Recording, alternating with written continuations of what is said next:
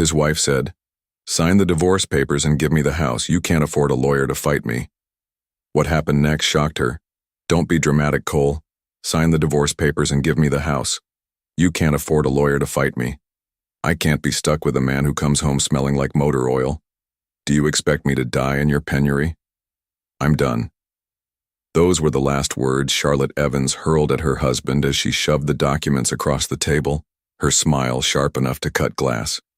She had no idea that the poor mechanic sitting opposite her was about to turn her certainty into her greatest humiliation. What happened next will make you question everything you think you know about marriage, money, and betrayal. Viewers, what would you do if the person you trusted most looked you in the eye and tried to take everything you built? Drop your thoughts in the comments. The evening air was thick with the scent of motor oil clinging to Cole Evans's shirt as he stepped through the door of his modest Nashville home. His shoulders sagged, his hands still marked with grease from a long day at the auto shop. For months, work had slowed. Repairs weren't coming in like before. The bills on the counter seemed to multiply each week. But tonight, he wasn't thinking about debt or engines. He just wanted a hot shower and silence. Instead, the slam of thick papers on the dining table cut through the room like a gunshot. Charlotte Evans, his wife of 5 years, stood tall with her arms folded, her eyes cold and triumphant. Her manicured nails tapped against the divorce packet as if it were already signed and said, "Sign the divorce papers, Cole. Give me the house. You can't afford a lawyer to fight me." Cole froze. For a moment the world tilted, like the ground beneath him had shifted. The words echoed in his ears. Divorce. Give me the house. Too poor to fight. He stared at the woman he once thought was his partner, the same woman who used to kiss him in this very dining after long shifts, laughing about starting fresh in a house he had proudly bought before they were married. Now her smirk twisted into something cruel. He asked, "Charlotte, are you serious?" "Dead serious," she smirked. "Do you think this is a life, Cole? My friends are flying to Cabo, buying diamonds, living like queens. And me? I'm stuck here with a man who comes home smelling like motor oil. Do you expect me to die in your penury? I'm done." Her words cut deeper than the papers she'd slammed down. "Cole, I've kept the lights on. I've paid every bill. This house was mine before you even walked into it. What exactly are you done with, Charlotte?" Charlotte scoffed, rolling her eyes. "Charlotte, surviving isn't living, Cole. I want more than rent checks and excuses. I deserve more than this small, miserable life." Her voice was sharp, filled with the certainty of someone who believed the game was already won. Cole's chest tightened. His hands, rough from years of work, clenched into fists at his sides. He wanted to shout, to tell her she was wrong, that the house wasn't hers to take. But his throat caught. Because she was right about one thing. He didn't have money for a lawyer. Not now. Not with his workshop struggling. He lowered his eyes, swallowing the lump in his throat. Charlotte mistook his silence for surrender. She smirked again, brushing past him toward the bedroom. "Charlotte, sign them, Cole.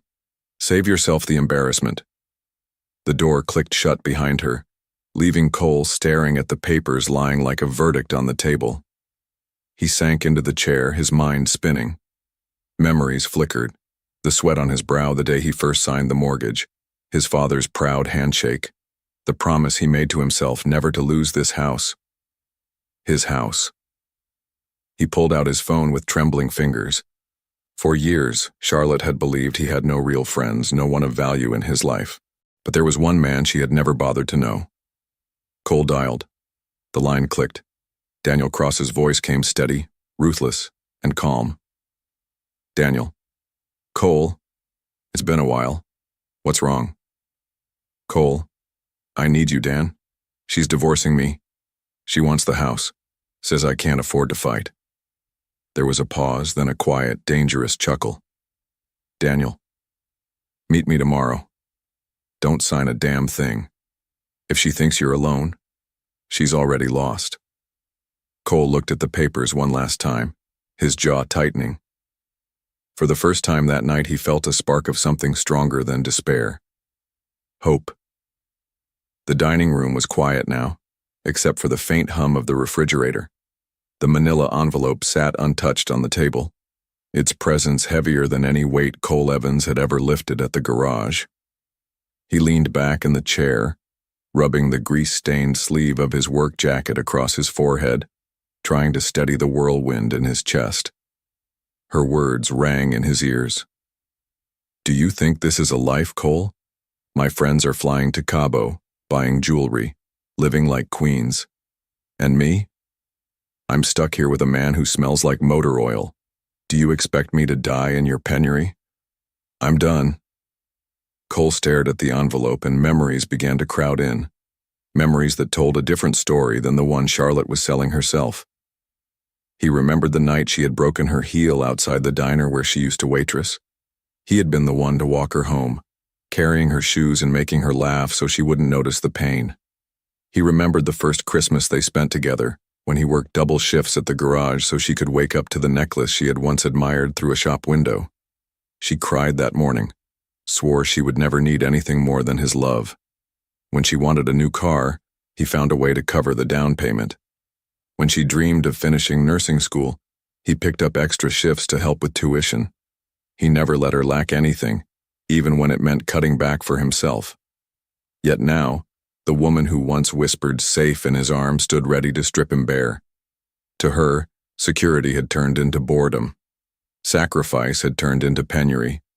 And love had turned into leverage. Cole's hand clenched on the edge of the table until his knuckles went white. He wasn't angry at the divorce itself. Marriages ended every day. What tore at him was her arrogance, that after everything she could look him in the eye and believe he would simply roll over, sign away the very home he had built with his hands and leave quietly. Cole's eyes drifted toward the living room wall, where a framed photograph showed him holding a house key in the air. That memory burned bright. 6 years ago, he had signed the deed to this home, a full year before he even married Charlotte.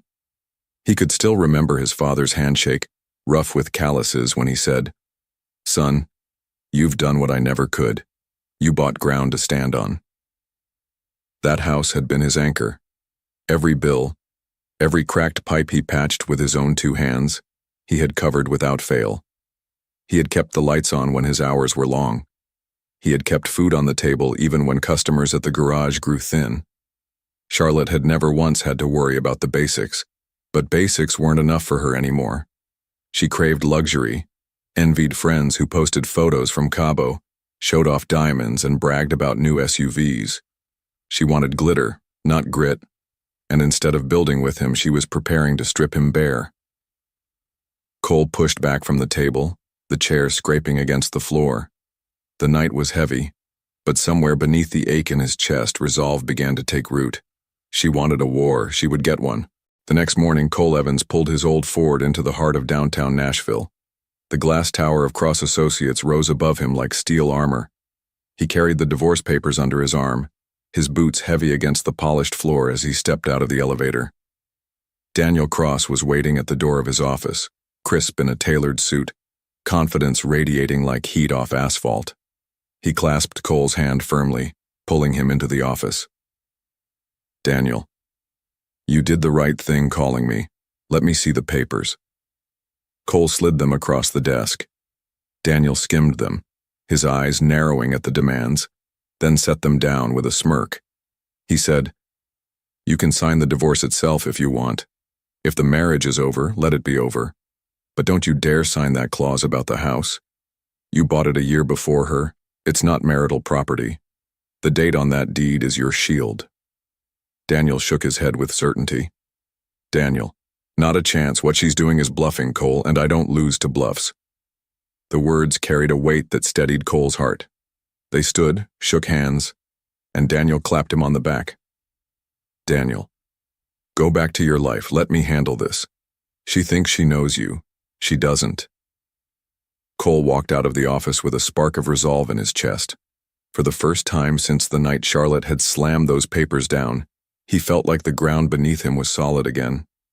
On his way back to the workshop, his phone buzzed. The number flashing across the screen was unfamiliar, but the voice that came through was polished and smug. Charlotte's attorney. Mr. Evans, I wanted to reach out personally. My client believes it's in your best interest not to make a fuss. We both know you can't afford a lawyer. Sign the papers, grant her the house, and save yourself the embarrassment of a court battle you'll lose. Cole tightened his grip on the steering wheel, eyes fixed on the road. When he spoke, his voice was calm, steady, and cold as steel. Cole, tell your client we'll meet in court. He ended the call without waiting for a reply, the words hanging in the cab like a vow. For the first time, Cole didn't feel powerless. He felt ready. Daniel Cross didn't waste time. The moment Cole left his office, he pulled a file from his drawer and dialed a number known only to a few. I need you on this case today. Full sweep. Her name is Charlotte Evans. Find where she goes, who she sees, and how she spends. Leave nothing uncovered. The voice on the other end was curt, professional, a private investigator who had worked with Daniel for years. They never missed. While Daniel moved in silence, Charlotte lived as though she had already won. That evening, she sat in the corner booth of a dimly lit hotel bar with Grayson Shaw, her lover. He leaned close, whispering promises of new beginnings, the smell of expensive cologne clinging to him. Grayson, once the house is in your name, I'll help you flip it. We'll start fresh with cash in hand. You'll never have to look back at that garage rat again. Charlotte laughed lightly, swirling the drink in her hand. Her earrings caught the golden light as she tilted her head. Charlotte, don't worry, Grayson. He's too weak to fight. By the time the judge stamps the papers, the house is mine. We'll sell it, pocket the money, and finally live the life I deserve. The bartender passed their tab across the counter. Charlotte slid out the joint debit card without hesitation, scribbled a careless signature, and tucked it away. She didn't notice the small camera lens peeking from a corner shelf, capturing everything. Back downtown, Daniel's investigator compiled records with clinical precision. Hotel charges linked directly to the Evans joint account. Restaurant bills, gas receipts. Line by line, the story unfolded in hard numbers. Charlotte was funding her affair with Cole's money. Within a week, photographs hit Daniel's desk. Charlotte and Grayson entering a hotel together, her hand wrapped around his arm, her wedding ring absent from her finger. Daniel leaned back in his chair, his lips curling into the faintest smile. Evidence like this didn't just wound, it destroyed. While Charlotte celebrated her false victory, convinced Cole had no fight left, the trap was already tightening around her ankles. Every careless swipe of that debit card, every boastful word to her lover, every step into a hotel lobby was now part of a case that would strip her illusions bare in court. The morning of the hearing dawned sharp and bright, the courthouse steps buzzing with attorneys in pressed suits and nervous clients clutching folders. Charlotte Evans strode across the plaza in high heels, each click against the stone deliberate, her chin lifted as though the verdict had already been carved in her favor. Grayson Shaw trailed at her side, his sunglasses hiding the flicker of greed in his eyes. Charlotte smirked as she adjusted her designer blazer. Today it's over. By tonight, that house will be mine. Her attorney, a silver-haired man named Marcus Rowe, walked beside her with equal confidence. He had told her the case was straightforward, practically gift-wrapped. After all, Cole Evans was a mechanic on the verge of failure, a man with no money for representation. The narrative was simple. She had been carrying him, she deserved the house, and the judge would rubber stamp it. Inside the courtroom, Cole sat quietly at the defendant's table. He wore his cleanest shirt, pressed the night before, though the faint smell of oil still lingered in the fabric. He didn't fidget. He didn't break eye contact with the judge's bench. He looked like a man waiting for his number to be called at the DMV, calm to the point of unnerving. Charlotte slid into her chair with a triumphant smile, whispering to her attorney. Grayson took a seat in the gallery, arms crossed, his confidence swelling with hers. To them, this was the final step before payday. Then the side door opened. The sound of polished shoes struck the floor with rhythm and authority. Daniel Cross entered, a dark suit cut to perfection, eyes sweeping the room with the ease of a man who had lived in courtrooms his entire career. Every lawyer in the chamber recognized him instantly, the undefeated, the ruthless, the closer. Marcus Rowe stiffened, color draining from his face. He leaned toward Charlotte, his voice a harsh whisper. "Why didn't you tell me he had Cross?" Charlotte blinked, confusion giving way to sudden unease. "Who's Cross?" Marcus's jaw tightened. "The attorney who's never lost. If he's here for Cole, we're in trouble." Charlotte's smile faltered for the first time since she'd slammed those divorce papers down on the kitchen table. Daniel set his briefcase on the desk beside Cole, nodded once, and then turned his gaze across the aisle, locking eyes with Charlotte. There was no smile, no greeting, just the steady weight of a man who knew exactly how this case would end. Cole leaned slightly toward him, speaking under his breath. "She thought I was alone." Daniel replied without looking away from Charlotte. "She's about to find out how wrong she was." The bailiff called the court to order. The judge entered. Silence fell like a curtain. Charlotte's confidence was already cracking, and the trial hadn't even begun. The courtroom buzzed with low murmurs as the bailiff called the session into order. The judge, a woman with sharp eyes and a reputation for no-nonsense rulings, took her seat. Silence fell. Charlotte Evans smoothed her skirt and leaned toward her attorney, Marcus Rowe, whispering with smug assurance. "This won't take long." Marcus gave a stiff nod, though sweat already prickled at his temple. Across the aisle, Cole sat with his hands folded, face unreadable. Daniel Cross stood beside him, unflinching, his presence alone drawing sidelong glances from attorneys who knew exactly who he was. The judge's gavel struck. "We're here to begin proceedings in Evans versus Evans. Petitioner, you may proceed." Marcus rose, buttoning his jacket. His voice carried the polished ease of a man who had spent decades in family court. "Your Honor, my client, Mrs. Charlotte Evans, has borne the financial and emotional weight of this marriage. She seeks a fair and reasonable outcome, the marital home, which she believes rightly belongs to her, given her contributions and sacrifices." Charlotte nodded, her eyes flashing toward Cole with contempt. To her, this was already sealed. But Daniel Cross rose slowly, adjusting his tie with the confidence of a general about to launch the first strike. His voice was calm, deliberate, but every syllable landed with precision. "Your Honor, before we dive into rhetoric, let us begin with fact. The property in question, the home located at 417 Westmoreland Avenue, was purchased by my client, Mr. Cole Evans, 1 year prior to this marriage. I present the certified deed, dated 12 months before their wedding day, showing clear and sole ownership under his name." He walked the document to the bench with the steady rhythm of inevitability. The judge took it, scanned the date, and gave the faintest nod. Daniel continued. "Under Tennessee law, this classifies the property as separate, not marital, and therefore beyond claim in these proceedings." Gasps rippled through the gallery. Grayson, sitting in the back row, shifted uncomfortably. Charlotte's smirk faltered. Marcus jumped to his feet, his voice tightening. "Your Honor, while the deed predates the marriage, my client has resided in that home, contributed as a spouse, and—" The judge cut him off, her voice firm. "Counsel, contributions to living expenses do not convert separate property into marital property. If your client wishes to dispute the classification, she'll need something more than assumption." Charlotte's fingers dug into the edge of the table. This wasn't how she pictured it. Daniel stepped back to Cole's side, his eyes never leaving Charlotte's. "What she's built her case on is smoke, Your Honor. The deed date alone collapses her foundation. But that is only the beginning of what we will present." The judge raised an eyebrow, sensing the weight behind his words. "Then proceed carefully, counselor." Charlotte shifted in her seat, for the first time truly aware that the man she had dismissed as weak and beaten was standing taller than she imagined possible.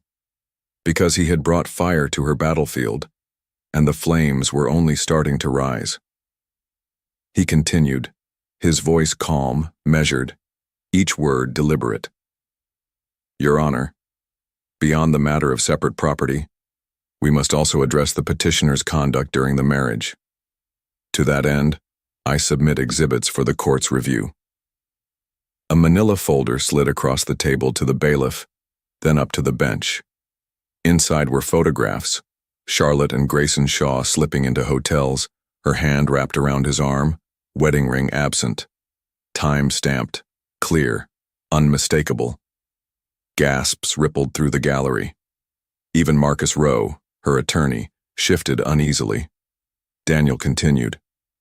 These photographs were obtained legally by a licensed investigator. They correspond with charges made to the Evans joint bank account. Every dinner, every hotel, every expense connected to this affair was paid from marital funds. He placed a second set of papers on the table, detailed statements with highlighted entries, boutique hotels, restaurants, fuel stops, all drawn directly from the joint account. Charlotte's face drained of color. She shifted, trying to speak, but Daniel wasn't finished. He pressed a button on a small recorder. The courtroom filled with Charlotte's own voice, captured in crystal clarity. Don't worry, he's too weak. I'll take the house and drain the account. We'll sell it and start fresh. Then Grayson's voice followed. You're sure you can get the house?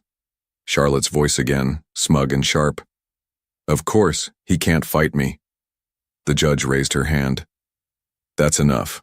Stop the tape. The silence that followed was deafening. All eyes turned to Charlotte, whose lips trembled as she tried to muster a defense. Grayson sank lower in his seat at the back, shifting toward the exit like a man desperate to disappear. Daniel folded his hands neatly on the desk. Your Honor, not only is the property separate and untouchable, but the petitioner's misconduct, financial and marital, is evident. My client has kept this household afloat, paying every essential bill. The petitioner has siphoned funds for her affair, all while attempting to defraud him of his rightful property. We ask the court to deny her claims entirely and protect my client from further financial harm. The judge leaned forward, her expression unreadable but her tone firm. The evidence is clear. This court will deliberate, but I assure you, counsel, the picture painted here does not favor the petitioner. Charlotte slumped back, her earlier confidence shattered. The smirk, the arrogance, the certainty, gone. In its place was panic. Daniel sat down beside Cole, his voice low, almost casual. Told you she wouldn't see it coming. Cole nodded once, his gaze steady on Charlotte. For the first time since the nightmare began, it was her turn to feel powerless. The courtroom sat in silence, tension so thick it seemed to press down on every shoulder. Charlotte Evans stared straight ahead, her knuckles white where they gripped the table. The smug smile she had walked in with was gone. All that remained was a rigid mask of panic. Judge Carter adjusted her glasses, shuffling through the stack of exhibits one last time. The deed showing Cole Evans purchased the Westmoreland Avenue house a year before marriage, the bank records linking hotel bills to the couple's joint account, and the audio recording of Charlotte's own words. Her voice carried the weight of finality. This court has reviewed the evidence presented. First, the home at 417 Westmoreland Avenue is confirmed as separate property, purchased by Mr. Evans 1 year before the marriage. It is therefore not subject to division in these proceedings. Charlotte closed her eyes as though the words were blows. The judge continued, her tone sharper now. Second, the financial evidence shows a clear dissipation of marital funds by Mrs. Evans. Expenses related to an extramarital relationship were charged to the joint account, with no benefit to the marriage. This court cannot and will not reward such conduct. A murmur spread through the gallery. Grayson Shaw shifted uncomfortably in his seat, then slipped out of the courtroom before anyone could stop him. Judge Carter's gaze cut back to Charlotte. Accordingly, Mrs. Evans's petition for sole ownership of the property is denied. Her claim for spousal support is also denied on grounds of misconduct. Remaining marital funds shall be awarded to Mr. Evans. The gavel struck once, final and sharp. This court is adjourned. The sound echoed like thunder.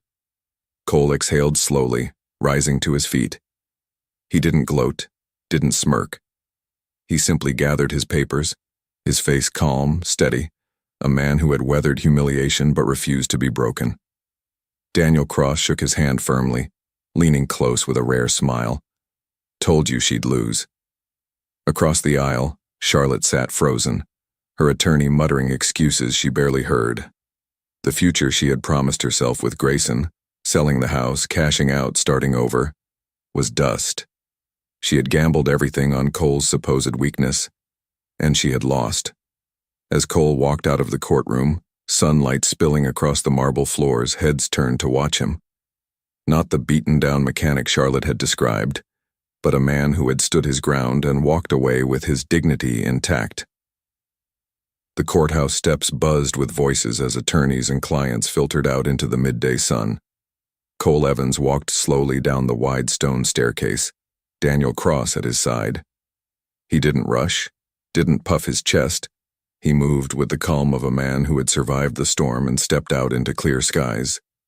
Behind them, Charlotte Evans lingered at the top of the stairs, her attorney trying in vain to console her. But humiliation burned hotter than the Tennessee sun. The gallery whispers were louder now. She lost everything. Used the joint account for a boyfriend? Judge shut her down flat. Each murmur cut deeper than the ruling itself. Charlotte scanned the crowd for Grayson, desperate for his presence. But he was already gone. Hours earlier, he had slipped out of the courtroom when the evidence surfaced. Now he was a ghost. No messages, no waiting car, no promise of a new life. She was alone, clutching a handbag that suddenly felt heavier than bricks. Cole reached the bottom step and paused. Daniel clasped his shoulder, speaking low enough for only him to hear. She thought weakness defined you. What she never understood is that patience is power. Go home, Cole. Live your life. This chapter's closed. Cole nodded, the words anchoring deep. He shook Daniel's hand firmly, gratitude unspoken but understood, then turned toward his truck parked at the curb.